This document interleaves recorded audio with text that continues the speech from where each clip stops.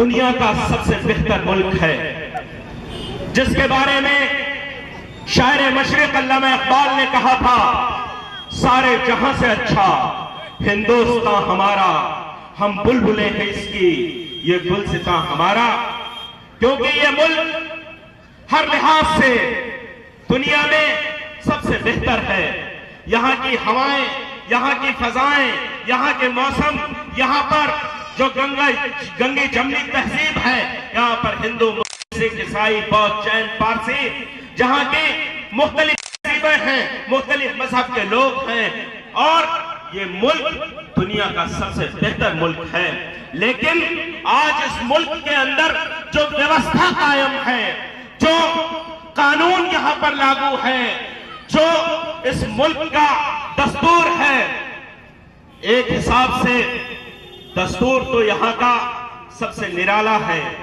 लेकिन जो आज हुकूमतें, जिन हुकूमतों के हाथ में ये मुल्क है, आज यकीनन ये मुल्क बहुत ही नाजुक दौर से गुजर रहा है।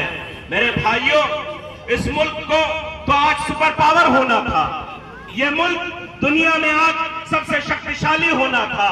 लेकिन अफसोस ये है कि आजादी के 68 सालों के बाद भी मुल्क आज गरीबी से जूझ रहा है, आज ये मुल्क बेचारगी से जूझ रहा है, आज इसमें हमारी बुनियादी हुकूक मारे जा रहे हैं। आज यहाँ शिक्षा नहीं है, स्वास्थ्य नहीं है, सड़कें नहीं है, बिजली नहीं है, पानी नहीं है। आज गरीब से गरीब तर हुआ जा रहा है। आज यहाँ की समस्याएं बढ़ती जा रही हैं, आज यहाँ बेरोजगारियां बढ़ती जा रही हैं, आज यहाँ किसान खुदकुशी के दहाने पर मौजूद है, आज खेतों को पानी नहीं मिलता है, खाद नहीं मिलता है।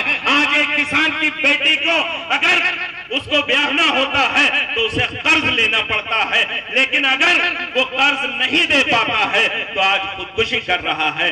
आज इस मुल्क के अंदर ऐसी व्यवस्था कायम हुई है कि आज ये मुल्क, इसकी कमर टूट कर रह गई है।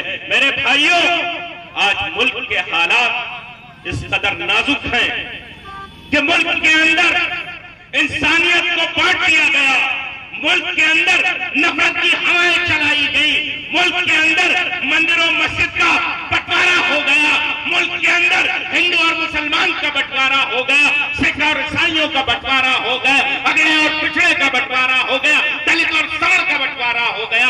आज मुल्क पूरी तरीके से गरीबी के, बेरोजगारी के जंगल में इसलिए जकड़ गया क्योंकि मुल्क के अंदर फिरका परस्त लोगों की हुकूमतें हो गई।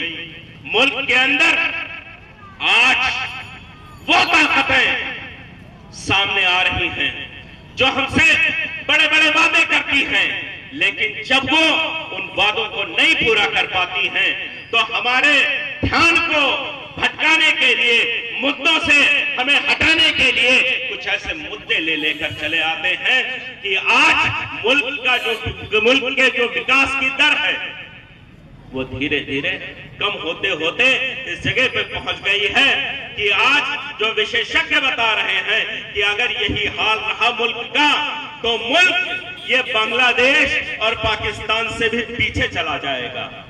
आज हमारे प्रधानमंत्री जी लाल किला पर झंडा फहरा रहे हैं, ये वही प्रधानमंत्री जी हैं जिन्होंने 2 साल पहले पूरे देश के अंदर इस देश को मजबूत करने की बात कही थी, जिन्होंने कहा था कि हम इस देश को तरक्की पर ले जाएंगे, ये अमेरिका और जापान और चीन के साथ खड़ा होगा, उनसे मजबूत स्थिति में आएगा। लेकिन आज वो विदेश नीतियां बना रहे हैं, विदेशों के दौरे कर रहे हैं, कहीं अमेरिका जा रहे हैं, कहीं जापान जा रहे हैं, कहीं चीन जा रहे हैं, कहीं दुबई जा रहे हैं, आज हवाओं में उड़ते हुए फिर रहे हैं। लेकिन हिंदुस्तान की जो विदेश नीतियां हैं वो आज खराब से खराब होती जा रही हैं।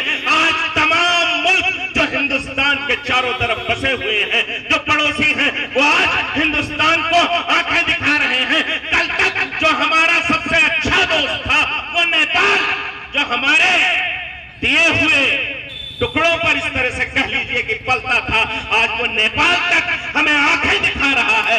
आज वो पाकिस्तान कभी शाहीन मिसाइल से डरा रहा है, आज वो श्रीलंका वो बांग्लादेश डरा रहा है। मोदी जी जिस विदेश नीति की बात कर रहे थे जिसके लिए आज आप दौरा करते फिर रहे हैं, आज वो तो फेल होते नजर आ रहे हैं, क्योंकि आपको पहले कहीं का वीजा नहीं मिल रहा था, क्योंकि आप गुजरात के दंगों में सबसे बड़े अभियुक्त थे, आप सबसे बड़े कातिल थे।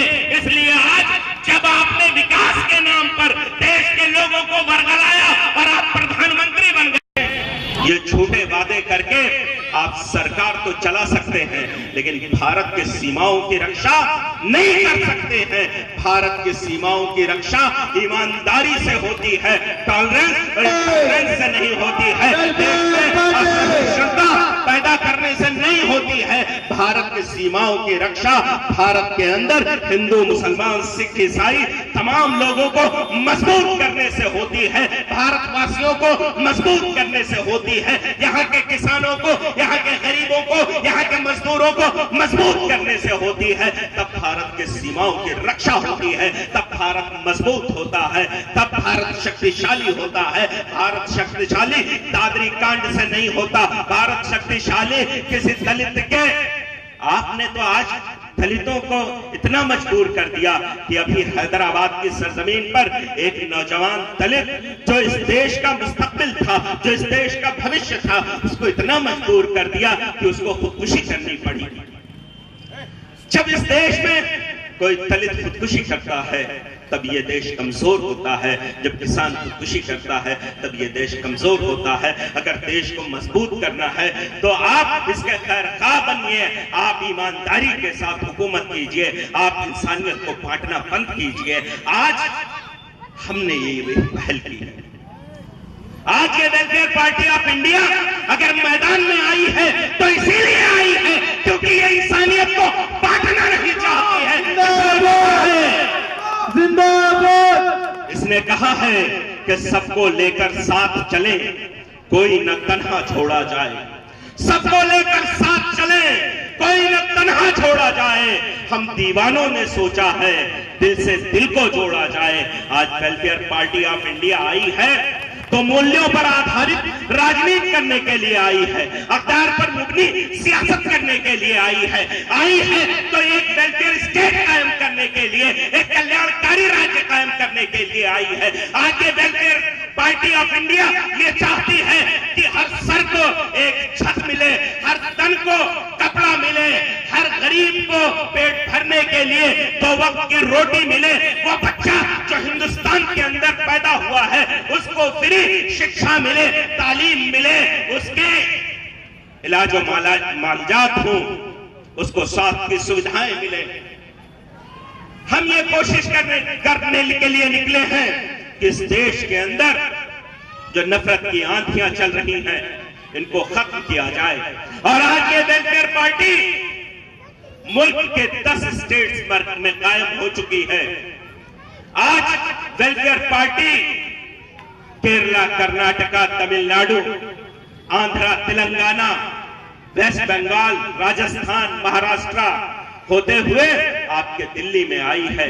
हमारे बीच में आज वो शख्सियत मौजूद है जिसका नाम डॉक्टर सैयद कासिम रसूल इलियास है, जिन्होंने हाथों में ये झंडा वेलफेयर पार्टी का लिया है और ये कहा है कि ये झंडा सिर्फ हमारा झंडा नहीं है बल्कि ये पूरे हिंदुस्तान का झंडा है, उन आवाम का झंडा है जिनके साथ आज तक इंसाफ नहीं हुआ, जो पिछड़े हुए थे, जो गरीब थे, जिनके साथ भेदभाव हुआ, जो शोषित थे, जो पीड़ित थे, ये उनका झंडा है।